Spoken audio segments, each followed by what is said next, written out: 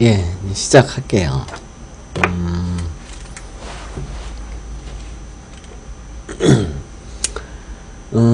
이제 선생님이 궁금하신 거는 이제 육친론에 관한 건데요. 육친론이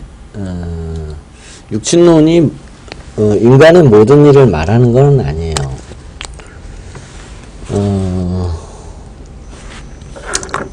육친론에도 한계가 있는데, 이제 그러니까 한계라고 봐야죠. 그러니까 육친론이라는 게 뭐냐 하면, 육친론이라는 게 뭐냐면, 간지의 사회화예요. 간지의 사회화. 그러니까 이제, 원래 이제 사주가 간지로 되어 있잖아요. 사주는 간지로 되어 있는데, 이 간지가 뭘 의미하냐면, 이제, 자연의 모습을 말하는 거, 자연을 말하는 거예요, 자연. 그런데 이제, 인간은 자연이 아니죠. 그러면 뭐냐면, 인간한테 자연이라는 거는 뭐냐면, 요게 사회예요. 그러니까 만물이 자연에서 살아가는 것과 인간이 사회에서 살아가는 게 비슷하다 이렇게 하는 거죠. 그러니까 만물은 자연에서 살아간다고 보고 인간은 사회에서 살아간다고 봤을 때 이 자연의 의미를 사회로 바꿔주는 거예요. 요게 이제 육친론이에요. 요 과정이 이제 육친론인 거죠. 그래서 육친론이라는 거는 사회학이에요. 지극히 사회학적 의미를 가져요. 지극히. 그러니까 사회학적 의미를 가진다는 게 뭐냐면 이제 사회학적 의미를 가지는데 사회학적 의미를 가진다는 게 뭐냐면 이게 이제 대인관계예요. 대인관계. 내가 사회 속에서 어떻게 살아갈 것인가 하는 문제를 다루는 거죠. 그러다 보니까 사회라는 거는 나 혼자 사는 게 아니라 이제 많은 사람들이 무리지어 살아가는 세상이잖아요. 그래서 이 육친론은 대인관계예요. 다 대부분 대인관계. 그런데 이제 그러니까 육친론이 해결할 수 없는 부분이 있어요. 뭐냐면 개인 문제. 그러니까 남과 얽히지 않는 문제는 육친론으로 해결이 안 돼요. 육친론은 그 자체가 사회학적 의미를 가지는데 사회학적 의미라는 거는 타인과의 관계를 전제로 하는 거거든요. 그런데 병의 문제는 개인 문제예요. 병. 대표적인 개인 문제가 이제 병이죠. 병. 내가 어디 아프다. 남이 대신 아파질 수 없잖아요. 아픈 거는 나 개인의 문제라고요. 그래서 육친론은 병은 알 수 없어요. 지극히 개인 문제니까. 그런데 이제 내가 아프다. 아프면은 내가 환자겠죠. 이제 아픈 사람은 환자. 근데 환자가 되면 이건 육친론에 해당해요. 왜냐하면 환자는 의사와 대비되는 관계잖아요. 내가 아파가지고 환자라면 의사와 대비되는 관계예요. 이거는 즉 타인과의 관계, 즉 사회학적으로 의미를 가진다 하는 거죠. 환자라는 그 개인의 위치, 포지션, 신분 이렇게 되면 환자라는 신분을 가지면 이거는 사회적 의미를 가져요. 그래서 이거는 육친론으로 다룰 수 있는데 개인적인 특성, 그러니까 체질이나 또는 병, 지극히 개인적인 어떤 성격 같은 거 이런 거는 육친론으로 다룰 수가 없어요. 그래서 이제 이런 거는 그럼 뭐로 알아내느냐? 이거는 간지로 알아내는 거예요. 간지. 이건 육친론의 문제가 아니에요. 어디 아프다 또는 체질의 문제 이런 것들은 육친론으로는 알 수가 없고 순수하게 간지로 풀어야 돼요. 그럼 이제 오행의 간지의 의미를 알아야죠. 즉, 오행과 간지하고 같은 거예요. 오행과 간지하고 같아요. 간지는 10개죠. 천간이 10개죠. 천간이 10개고, 지지가 12개인데, 천간하고 지지는 근본적으로 의미가 달라요. 천간으로 보는 거예요. 천간. 천간이 중요해요. 천간. 천간이라는 게 뭐냐면 세상은 10가지의 성질로 나눌 수 있다 하는 게 천간이에요. 10분법이죠. 그러니까 이 세상을 둘로 나눈다. 그러면 이거는 이제 음양학 또는 음양론이고요. 뭐 5가지로 나눈다. 그러면 오행론. 뭐 8가지다. 그러면 이거는 역이 되겠죠. 주역. 8꾀죠. 8꾀. 그 다음에 이제 10가지로 나눈다. 그러면 이거를 이제 간지. 이렇게 세상을 나누는 거예요. 성질을. 두 가지로, 극단적으로 2가지로 나누면 이건 음양론적 관점. 5개로 나눴으면 오행론적 관점. 그 다음에 8개로 나눴으면 8꾀적 관점. 10개로 나눴으면 간지적 관점. 이거는 이제 세상을 바라보는 시각의 문제고, 12개는 없어요. 12개는 지지를 말하는데, 지지는, 이 세상을 12개로 나눈다. 그런 뜻이 아니에요. 지지는 세상을 12가지의 성질로 나눈다 하는 의미가 아니기 때문에, 어떤 사물이나 또 어떤 성질이나 이거는 지지로 나누면 안 돼요. 근데 역술인들이 그런 오류를 많이 범해요. 예를 들어서 뭐 자동차가 있다. 그럼 자동차는 지지로 무슨 의미가 되느냐? 예를 들어서 축의 의미다. 이런 거는 틀리다 하는 거예요. 이 세상의 성질은 지지로 나누는 게 아니라 천간으로 나누는 거예요. 그래서 10가지. 지지는 성질을 나누는 게 아니에요. 그래서 이 세상의 어떤 물질이나 어떤 성질을 나눌 때 지지의 뭐에 해당한다 이렇게 말하는 거는 잘못된 거예요. 천간의 뭐에 해당한다 이렇게 말해야 정확한 거예요. 그런데 이제 오행하고 간지는 같아요. 오행을 둘로 나눠요. 음과 양으로 2개를 나누면 같아지는 거예요.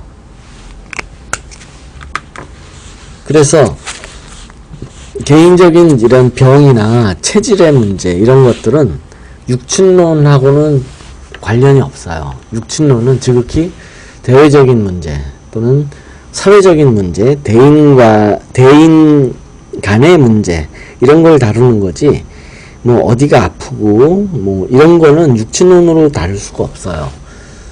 그래서 이제 간지로 한번 이제 다뤄볼게요. 원래 간지로 다루는 거예요. 간지로.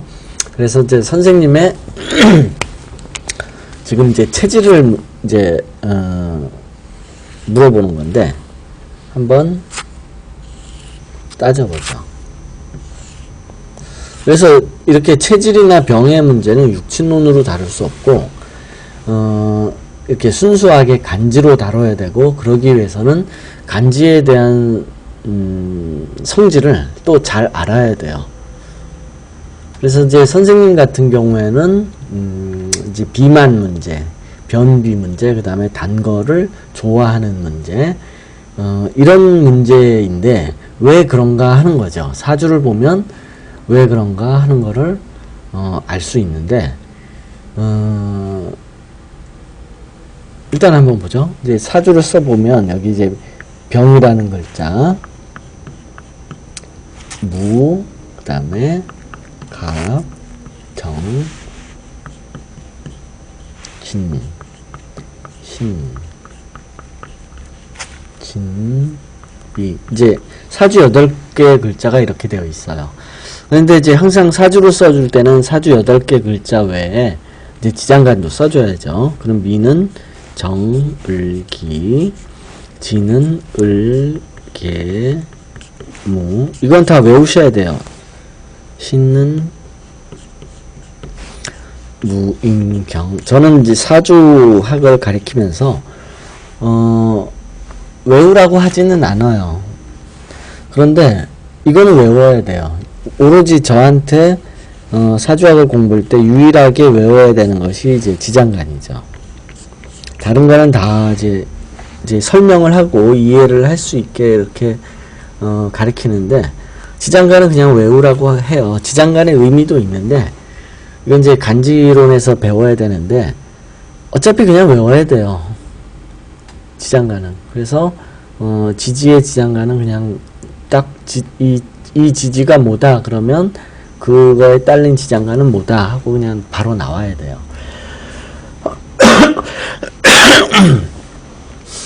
자, 그러면은 이제 요 사주에서 이게 이제 말하는 게 이제 체질을 의미해요. 체질. 그런데 여기에도 이제 또 알아야 될 게 있어요. 뭐가 또 알아야 될 거냐면, 항상 문제가 되는 게 사주에서는 동일한 사주의 다른 사람들, 이 사주를 가진 사람이 한 명이 아니라는 거죠. 그게 항상 문제예요. 근데 그거는 표면적인 문제. 사주가 똑같은 사주를 가진 사람이 다르게 사는 이유가 사람이 달라서 그런 게 아니고 원래 그런 거예요. 원래. 그런데 이제 원래 그런 거를 이해시키기가 어렵기 때문에, 사람이 여러 명이기 때문에 다 다르게 살고, 그러니까 사람마다 똑같은 사주를 가진 사람이라도 다 다르게 나타난다, 이렇게 얘기를 하는 거예요. 이제 쉽게 반론을 하기 위해서. 원래는 설령 사주 하나당 한 명밖에 없다 하더라도 그 사주 가지고 그 사람의 인생을 알 수 없어요. 그런데 그 이유를 대라고 하면 그건 굉장히 어려워요. 그거는 말로 설명하기도 어렵고, 그건 완전히 이미 신선까지는 아니고, 이미 입신의 경지에 오른 사람이나 알 수 있는 거고, 입신의 경지에 오르지 않으면 설명을 해도 이해를 못 하는 거고, 이제 단계가 이래요. 이제 예를 들어서 1부터 2, 3, 4, 5, 6, 7, 8, 9, 10. 동양은 1부터 시작해요. 0부터 시작하지 않아요. 동양에는 0이라는 개념이 없어요. 이게 서양에서 나온, 아라비아 수학에서 나온 개념이에요. 아라비아 수학에서 나온 개념이고, 원래 동양에는 0이라는 개념이 없어요. 원래 유럽에서도 수학이 있었어요. 옛날부터. 그런데 0에 관한 개념이 혼란을 일으켜요. 유럽의 중세시대 초창기에.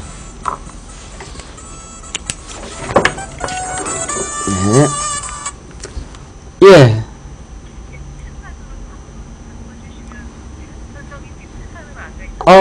네네네네네, 그러네요. 예.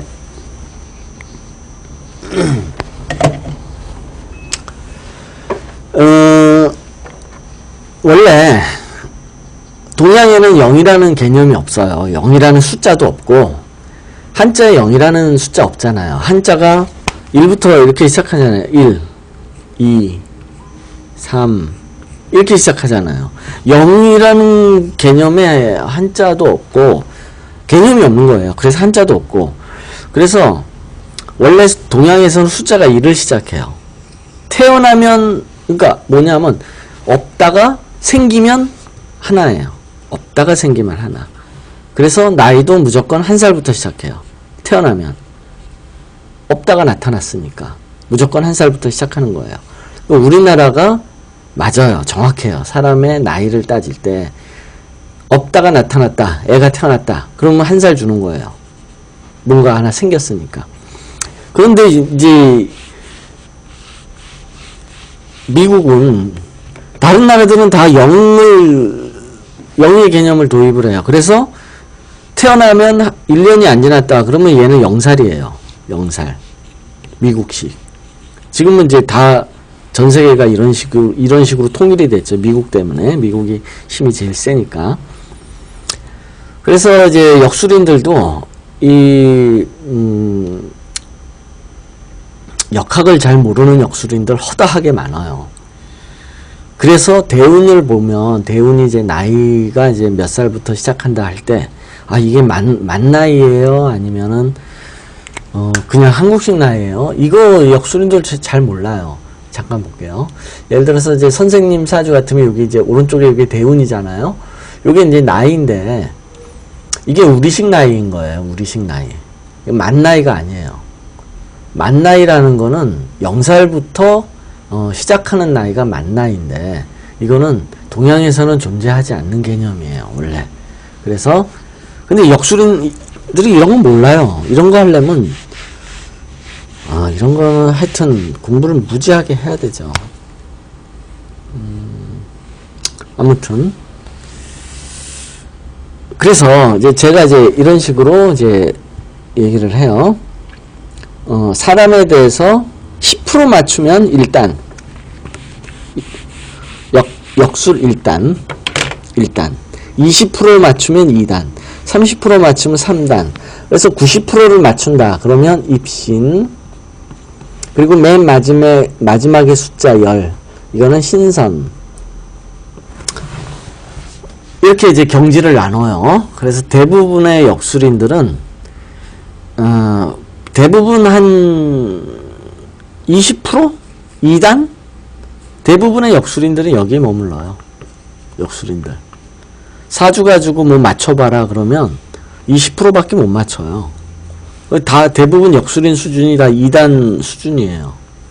그런데 이 얘기를 왜 하냐면 사주라는 게 한 사람만, 그러니까 사주와 똑같은 사람이 존재하지 않는다. 이 세상에 하나의 사주는 한 명밖에 없다 라고 한다 해도 사주로 그 사람의 인생을 맞출 수 없는데, 이 말을 하려면 이거를 이해하려면 굉장히 어려운 거예요. 굉장히. 그래서 쉽게 얘기를 하려고 하다 보니까 동일한 사주를 가진 사람이 수십 명 아니냐, 우리 남한에만. 그러다 보니까 사주 가지고 이 사람의 일을 맞추지 못한다 라고 얘기하는 거예요. 원래 이걸 이해하려면 입신의 경지에 올라야 돼요. 제가 입신의 경지예요. 9단. 제가 여기에 있어요. 사주로. 근데 여기와 이 신선의 경지에는 대단히 높은 벽이 있어요.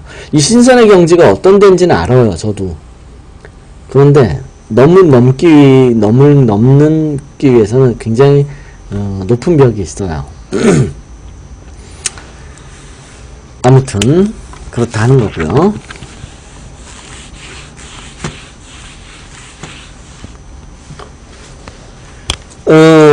그래서 이제 사람의 체질이나 병을 보려면 육친론으로는 안 되니까 이제 간지 순수한 의미를 가지고 풀이를 해야 돼요. 그런데 똑같은 사주를 가진 사람이 여러 명 있을 거 아니에요?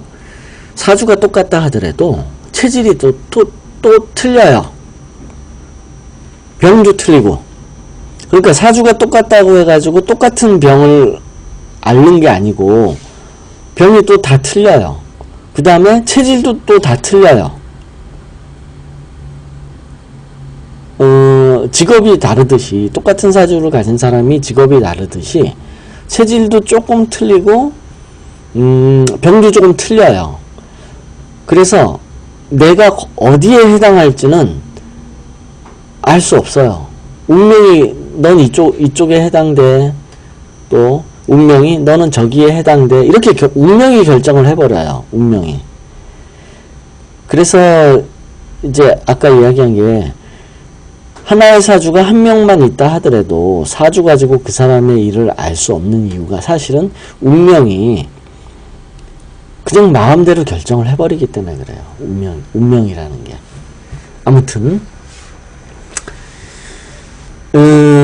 지금 이제 선생님의 사주가 이런데 이렇다 하더라도 이 사주가 가질 수 있는 체질과 병은 여러 가지예요. 물론 어느 범위가 있어요. 어떤 범위 내에서 여러 가지로 다양하게 나타날 수 있다 하는 거예요.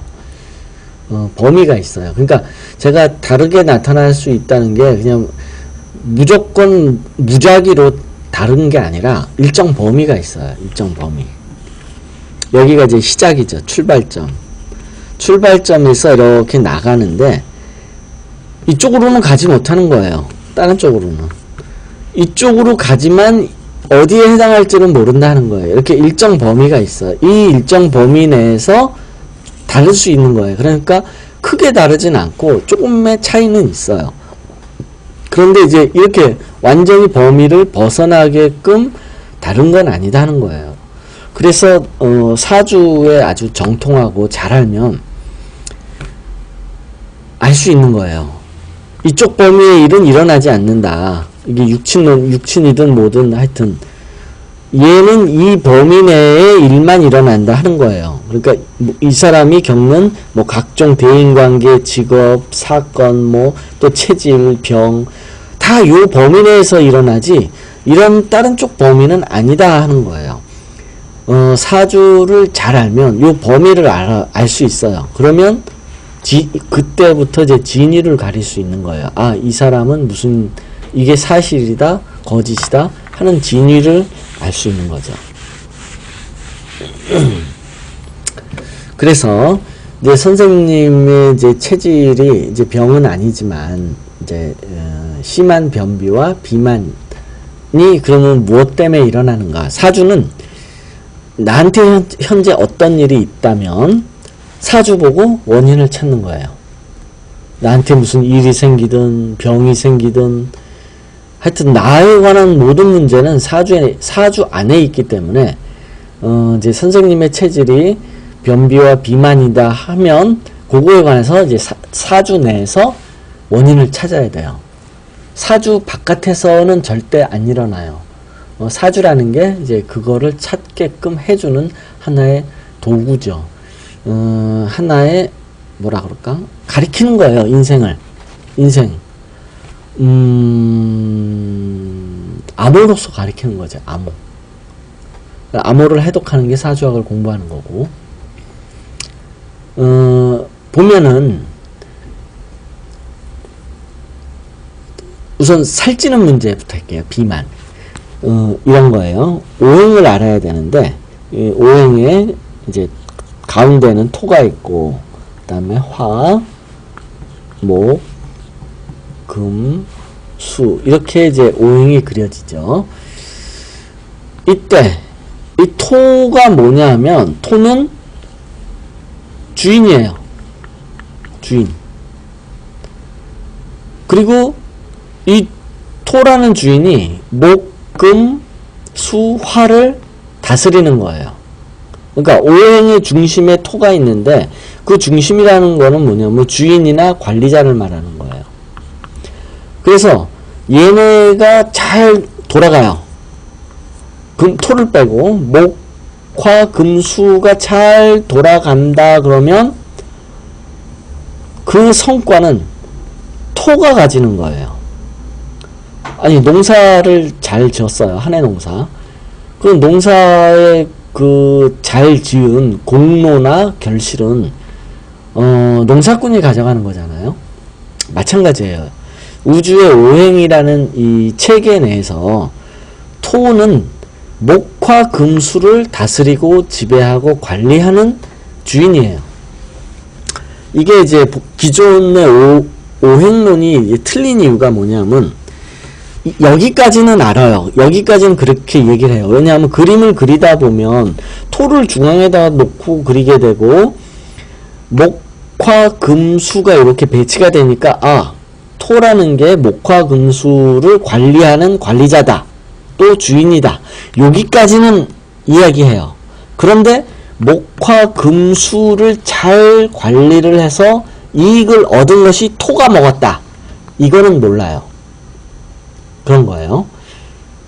농사 잘 지으면 그 결실을 농사꾼이 먹잖아요. 똑같은 거예요. 재미있는 얘기 할게요.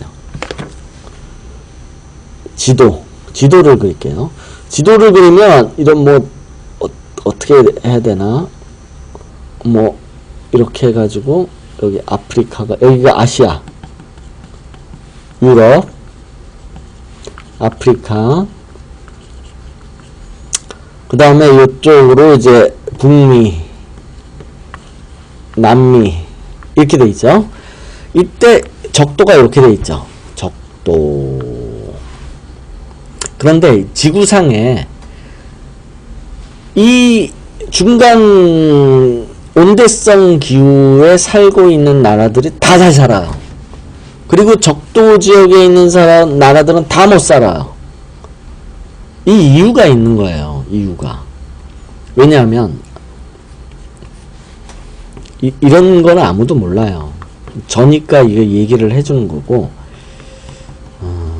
대단한 복을 누리시는 거예요. 저한테 배운다는 게. 이 토가 목화금수를 잘 조화시켜서 운행을 하는 거를 생장수장이라고 그래요. 생장수장. 그러니까 봄, 여름, 계절로는 가을, 겨울 이렇게 나눠지는데, 생장수장이 완벽하게 제대로 돌아가려면 봄, 여름, 가을, 겨울이 뚜렷해야 돼요. 그러면 가장 좋은 거예요. 그 좋은 거를 누가 누리느냐 하면 토가 누려요. 즉 온대지방에, 이 온대지방에 봄, 여름, 가을, 겨울이 좋아가지고 이쪽에서 가장 왕성하게 이렇게 전개가 돼요. 땅에서 그 전개가 된 거를 이 토가 먹는 거예요. 이 토가 먹으면 뭐냐면 이 토를 지배하는 자가 가장 발전한다는 거예요. 가장 발전. 인간이 지배하잖아요. 이 땅을.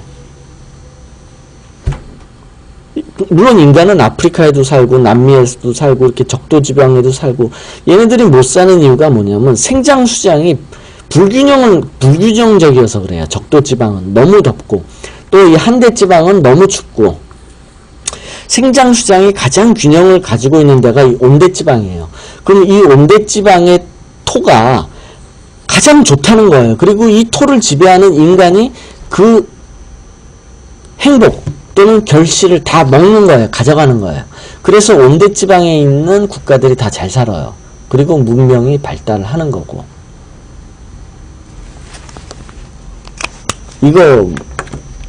이거는 아마 사회학자나 인류학자들도 모를 거예요. 통계적으로 볼 때, 북반구 쪽에 온대지방에 있는 나라들이 잘 살더라. 이건 통계적으로나 현실적으로 그런데 왜 그런지는 정확한 이유를 모르는데, 역학적으로는 설명을 할 수 있어요. 생장수장이라는 토가 목화금수를 지배하는데, 생장수장이 가장 완벽하게 일어나는 온대지방의 토가 가장 좋은 거고, 그 온대지방의 토에서 살아가는 인간이 가장 결실을 많이 얻고 앞서 나갈 수 있다, 그런 거예요. 그래서 그러면 이 토가 아까 이제 목화금수를 지배한다고 그랬죠. 목화금수를 지배하는데, 그 토에는 양토하고 음토가 있어요. 양토, 음토. 그런데 이 만물은 땅에서 살아가죠. 모든 만물은 땅에서 살아가요. 그럼 만물이 땅에서 살아간다는 게 뭐냐면 길러낸다는 거예요. 목화금수를. 그러면 토가 목화금수를 길러내는데, 음토는 엄마와 같아요. 양토는 아빠와 같고. 그래서 음토는 만물을 길러내는 역할을 직접적으로 해요. 음토가. 그래서 음토가 많으면 기르는 능력이 좋아요. 기르는 능력. 음토가 좋으면 기르는 능력이 좋아가지고, 기르는 능력이라는 게 뭐냐면, 이건 또 한의학을 해야 돼요. 이게 위장이에요, 위장. 해야 될 게 동시에 많네. 여기 간이 있죠. 간. 여기에 이제 소장이 있어요. 소장은 막 꾸불꾸불 하다가 이렇게 해가지고 이렇게 해서 대장으로 넘어가요. 여기 대장. 꾸불꾸불한 거 소장. 그리고 여기 이제 비장이 있어요. 그리고 여기에 폐가 있고 여기에 이제 심장이 있죠. 그런데 토가 만물을 길러낸다고 했잖아요. 그러면 그 양토와 음토가 있는데, 즉 무토와 기토가 있어요. 이 기토가 어디에 해당하냐면 비장이 기토예요. 기토. 이 위장이 무토. 이렇게 돼요. 간이라는 건 여기 또 쓸개가 있죠. 쓸개. 이 폐는 이제 신이고, 심장은 정이고, 간은 을이고, 쓸개가 갑이고, 소장이 소장도 신이죠. 소장이 신이 아니죠. 소장은 병이죠. 병.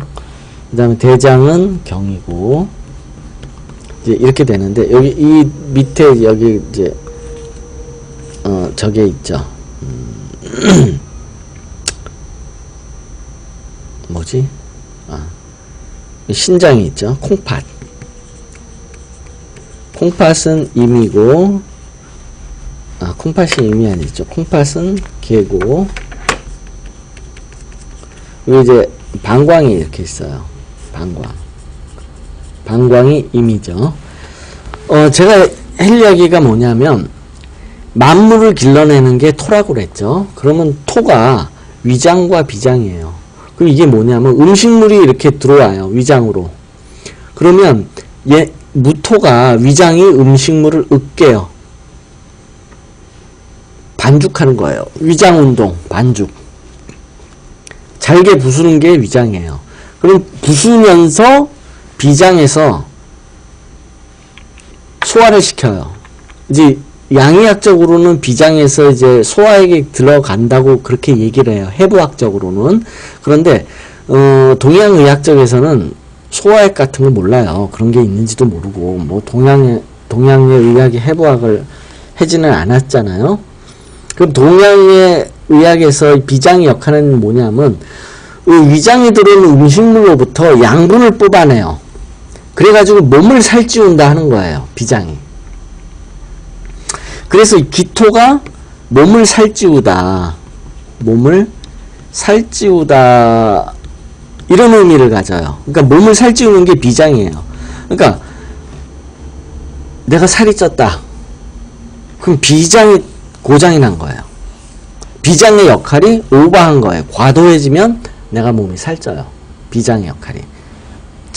즉, 운에서, 이건 이제 운에서 보면, 운에서 기운이 들어오면 살이 찐다 이거예요. 왜냐하면 음토라는 거는 만물을 길러내기 때문에 몸을 살찌게 한다 그런 뜻이에요. 만물을 길른다, 만물을 길러낸다 그런 게 살찌우는 거예요. 살찌우는 거.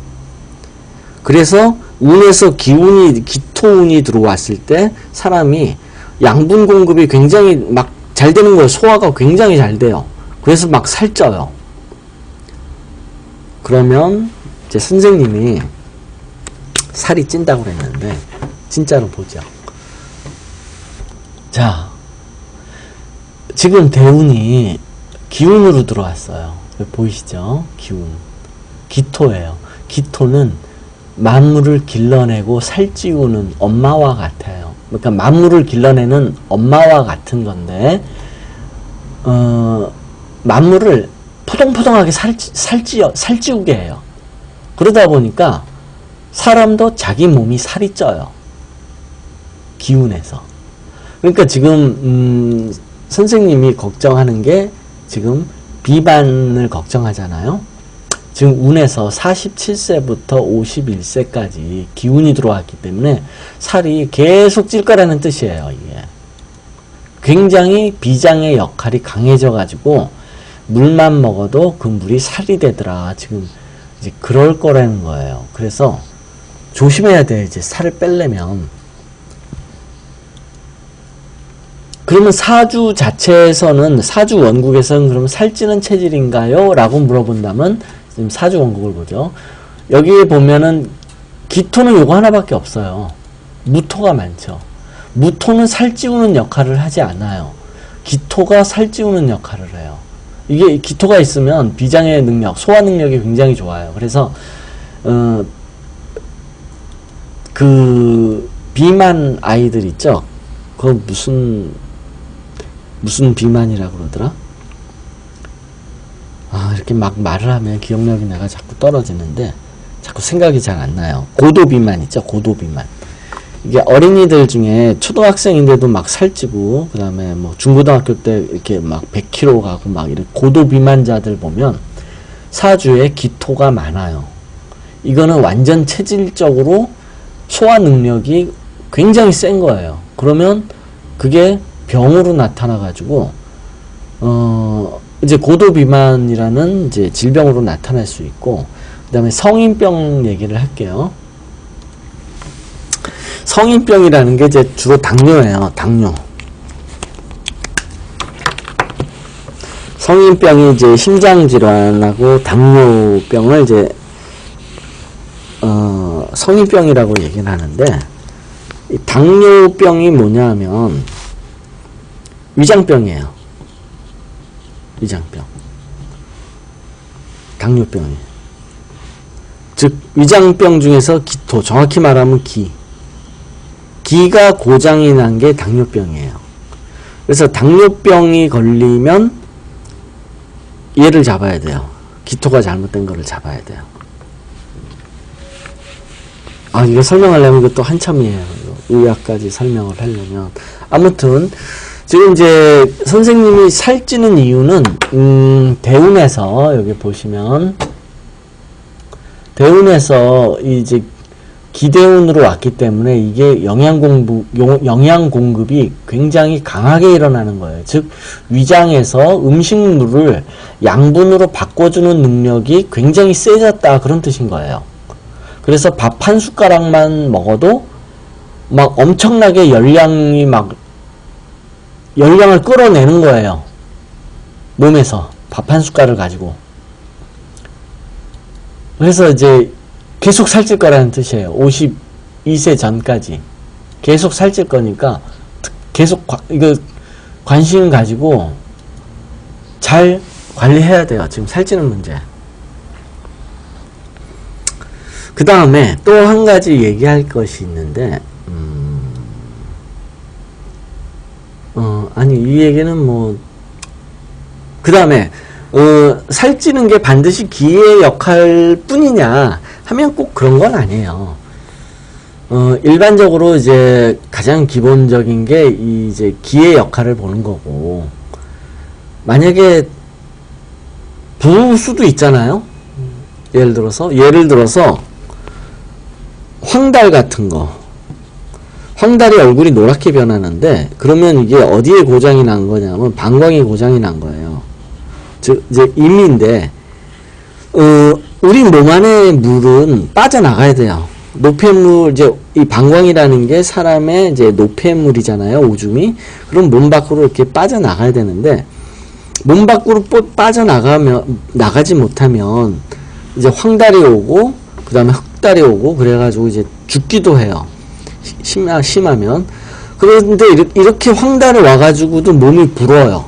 이건 이제 살찐 거는 아니죠. 그러니까, 영양이 과잉으로 공급돼가지고 살이 찐 거는 아니지만 형태적으로는 붓잖아요. 예, 이런 식으로 나타날 수도 있어요. 그러니까 이제 살이 쪘다 한 게, 무조건 전부, 이 비장의 능력이 굉장히 강해져서, 즉 소화 능력이 굉장히, 그 음식물로부터 양분을 뽑아내는 능력이 굉장히 강해져서만 살이 찌는 게 아니고 다른 원인일 수도 있어요. 그런데 일반적으로 가장 큰 이유가 양분을 엄청나게 뽑아내기 때문에 그것으로 몸을 길러낸다. 그러다 보니까 살이 찌더라 하는 거죠. 대부분 이 기토가 문제를 많이 일으켜요. 살찌는 건. 이건 양분 공급 과잉이에요. 그래서 이제 선생님 같은 경우도 지금 양분 공급 과잉의 문제를 일으키는 거고요. 그 다음에 이제 단 거 문제가 이제 단 음식에 대한 욕구가 많다. 그것도 위장의 문제예요. 위장의 문제. 위장. 단맛이 위장의 문제예요. 자, 이쪽을 이제 잠깐 볼까요? 아, 넘어왔네. 단맛. 단맛이 위장의 문제예요. 위장 문제. 이제 오행으로 맛이 있어요. 뭐냐면 산, 고, 감, 신, 함. 이제 이 산맛은, 산은 뭐냐면 신맛, 고는 매운맛, 감은 단맛, 신은 고가 쓴맛이죠. 쓴맛. 신이 매운맛. 함은 짠맛. 함초 있잖아요. 함초. 바닷가에 나는 풀, 짠풀. 이게 이제 함초가 짠맛이어서 함자를 붙인 거고요. 산은 신맛. 이게 이제 오행으로 어떻게 되냐면 목, 화, 토, 금, 수. 이렇게 돼요. 이렇게 돼요. 이렇게.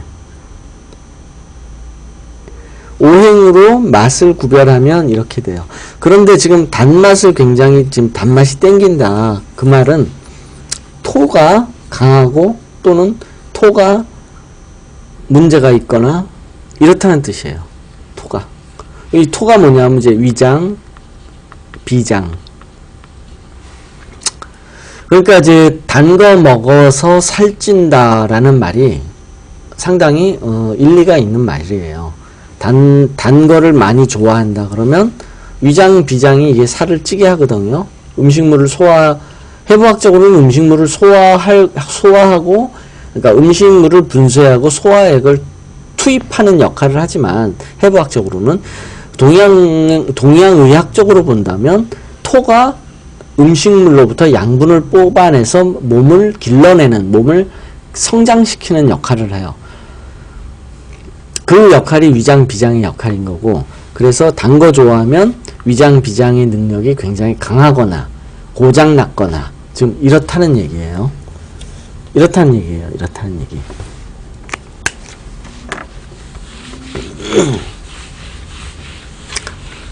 그러니까 이제 이렇게 볼 수도 있어요. 살찌려고 단 거 좋아한다 라고 볼 수도 있고, 아니면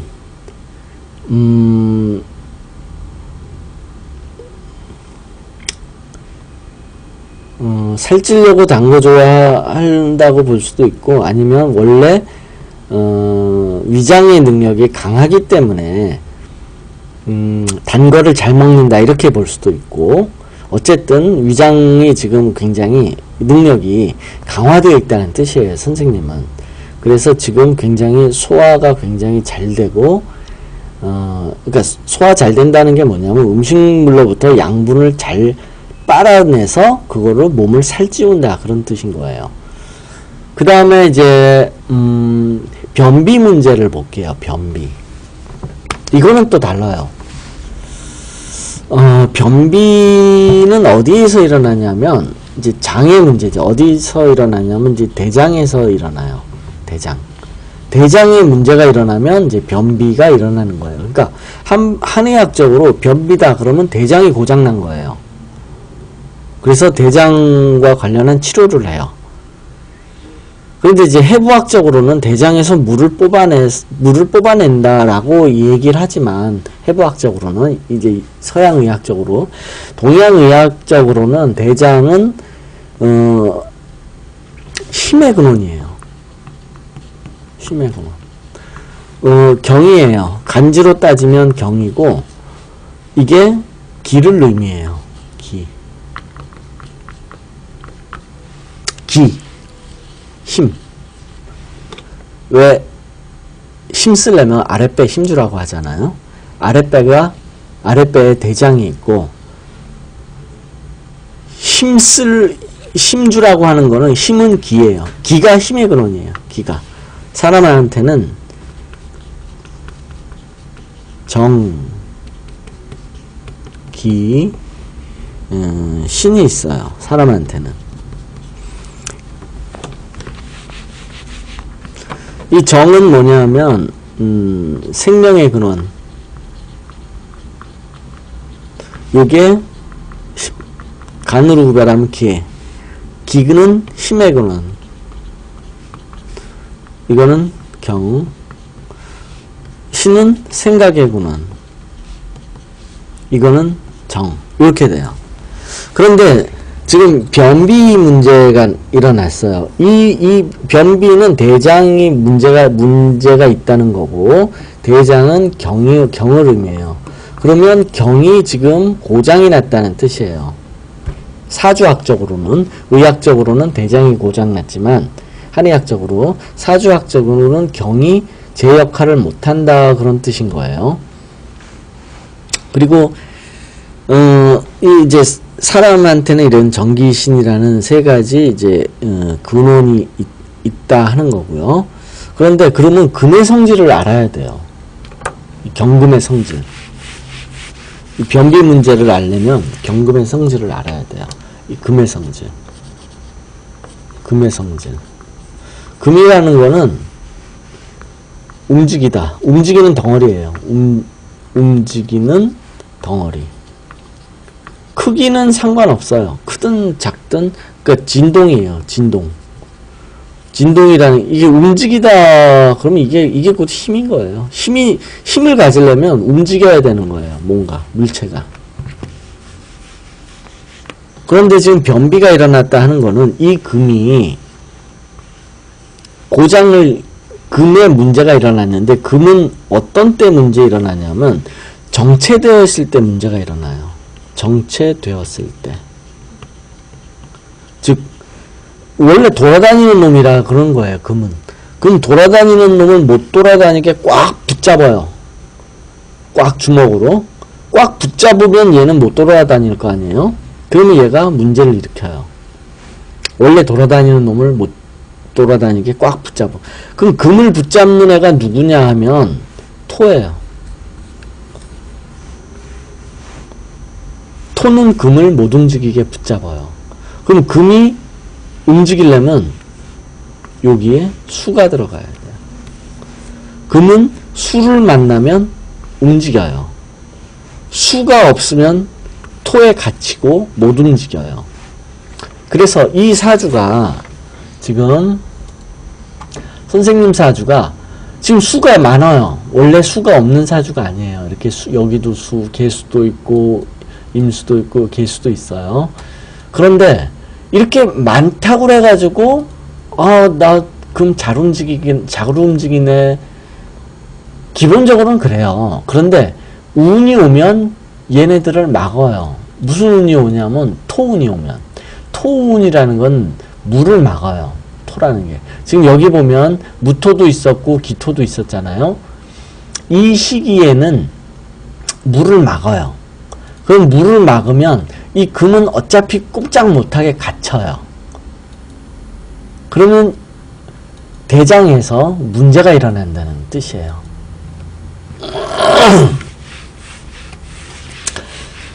누구나 그런 건 아니에요. 누구나 그러는 건 아니지만 이것이 체질의 문제로 올 수도 있고 병의 문제로 올 수도 있고 또는 사람의 일로 움직일 수도 있고 그런 거예요. 그런데 이제 선생님은 이게 이제 지금 병으로 온 거예요. 그러니까 선생님하고 똑같은 사주를 가진 사람이 변비가 없을 수도 있어요. 그런데 변비가 왔다 그러면 이것 때문에 그렇다 하는 거예요. 만약에 변비가 안 오고 일로 왔다 그러면 요 시기 지금 요 이제 천간의 금 시기에는 요 토운에서는 금이 꼼짝 못해요. 그러면 금은 식신이에요.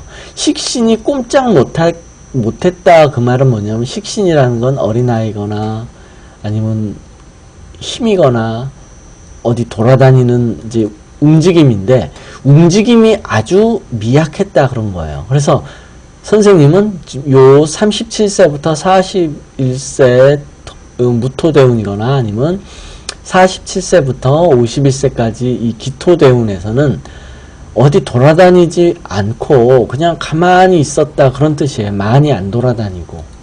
왜냐하면 이 토대운은 물을 막아버리고 물이 막히면 금이 못 움직이고 이 금은 선생님한테는 돌아다니게 하거나 원래 식신이라는 게 또 돌아다니는 일이기도 하고요. 그 다음에 아이들을 꼼짝 못하게 못 움직이게 하는 그런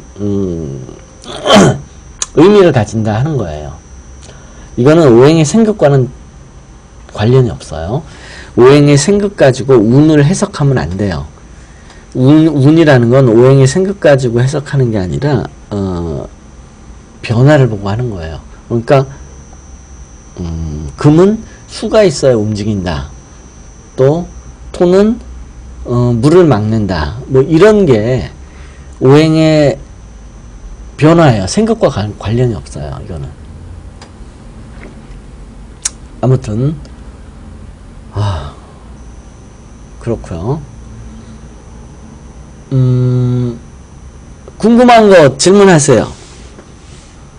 이해가 되셨을 수도 있고 안 되셨을 수도 있는데 궁금한 게 있으면 질문을 하세요.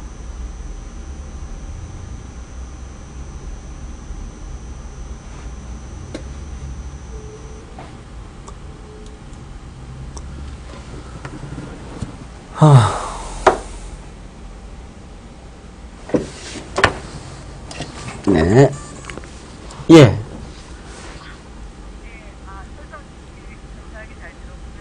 이해가 되세요? 네, 대략은 어떻게 흘러가겠구나라고 있는 것 같아요. 네. 그냥 아는 수준에서 되겠죠, 뭐. 근데 그러면은 그거를 뭐랄까, 그러면 대책이 뭐죠? 예, 그럼 대책에 관해서 설명을 할게요. 지금 이제 선생님이 이제 살이 찌고 지금 위장의 기능이 굉장히 이제 항진됐다 이렇게 얘기를 해요. 즉 토의 기능이 지금 굉장히 이제 강해진 거예요. 강해지다. 토의 기능 강해져 가지고 굉장히 이제 음식물에 대한 영양분을 빨아내는 능력이 굉장히 강해진 거예요. 그러면 이 토를 다스려야 돼요. 규제를 해야 될 거 아니에요? 이 토를 다스리는 게 바로 목이에요. 목. 목은 하는 일이 토를 파는 일이에요. 땅 파는 일이에요. 이게 땅 파는 도구예요. 목. 토를 다스릴 수 있는 건 오로지 목뿐이에요. 목 중에서도 간목. 간목이 땅을 파는 뭐 홈이나 쟁기 뭐 이런 거예요. 간목이. 그래서 간목으로 다스려야 돼요. 치료법. 예를 들어서 내가 지금 이 비만과 그 다음에 변비를 다스리려면 어떻게 해야 돼요? 그러면 목을 강화시켜야 된다 하는 거예요. 목. 그러면 이제 치료법은 어떻게 되냐면 예를 들어서 이제 한의학적으로 말한다면 목을 말하는 것이 이제 담경이라는 게 있어요. 담경에다가 뭐 침을 놓거나 뜸을 뜨거나 해가지고 담경을 강화시켜요. 그러면 목의 힘이 강해져가지고 토를 막 파헤쳐버려요. 그러면 토를 파헤치면 거기서 물도 나오고 금도 나와요. 그래서 문제가 해결이 돼요.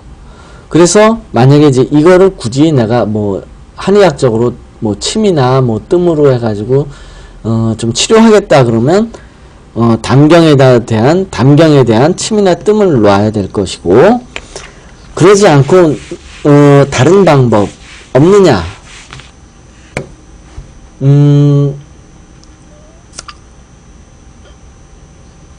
먹어야죠. 뭐. 제일 손쉬운 게 먹는 거예요. 침이나 뜸 같은 거 나 좀 그런 거 난 별로 난 한의학 못 믿겠어요. 뭐 이럴 수도 있거든요. 또 병원 가는 거 싫어요. 뭐 어떻게 좀 손쉬운 이제 치료법이라는 게 제일 손쉬운 게 뭐냐면 먹어서 해결하는 거예요. 먹어서 먹는 거로 해결하는 게 가장 손쉬워요. 근데 이제 시간은 좀 걸리죠. 그러면 먹는 거로는 뭐냐면 목에 관한 음식물을 먹는 거예요. 목의 능력을 강화시키는 음식물. 이게 이제 뭐가 있느냐 하면 저는 잘 모르겠어요. 뭐가 어떤 음식물이 목의 성질을 가졌는지는 잘 모르겠는데 일단 뭐 풀 종류가 아무래도 목이겠죠. 고기 종류가 아니고. 그러니까 뭐 채식 위주로 뭐 해야 되겠죠. 그 다음에 이 토라는 거는 가만히 있으려고 하는 성질이 있어요. 가만히 있다. 땅이라는 건 움직이지 않잖아요. 땅은 항상 늘 옛날부터 있었고, 즉 언제부터 있었는지 모르지만 계속 있잖아요. 움직이지 않고. 그래서 토는 가만히 있으려고 하는 성질이 있는데 가만히 있지 말라는 뜻이에요. 가만히 있지 말고 막 움직여라 그런 뜻이에요. 막 움직이면 토를 가만히 있지 못하게 하는 거기 때문에 토의 성질을 위반을 하는 거예요. 그래서 가만히 있으면 이 살찌고 변비가 더 심해지고, 그러니까 막 움직여야 돼요. 그러면 살찌는 거하고 변비가 좀 없어지겠죠. 근데 그거는 뭐 상식적인 문제죠. 상식의 문제이기도 하죠. 뭐 병원 가면 움직이라고 하겠죠. 당연히 적당히 운동도 하시고 채식 위주로 드세요. 병원에서도 뭐 당연히 그렇게 얘기를 하겠죠.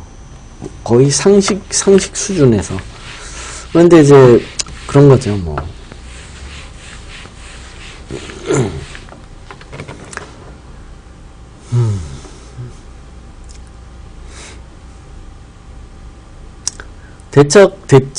좋은 대책은,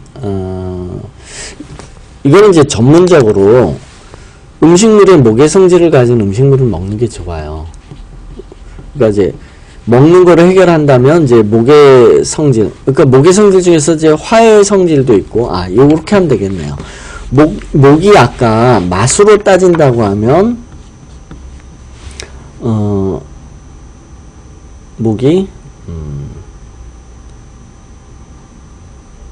산이었죠. 신맛. 목이 맛으로 따지면 신맛이에요.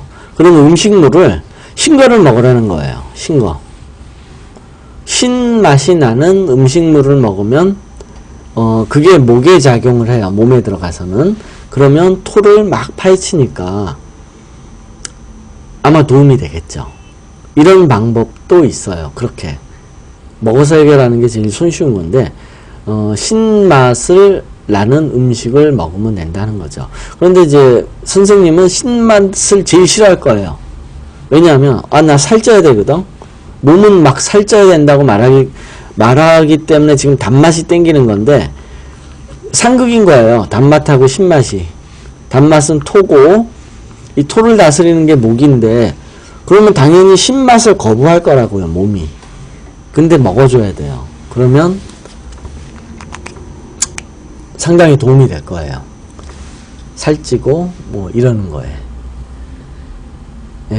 잠깐 쉬었다 할게요. 지금 이제 58분인데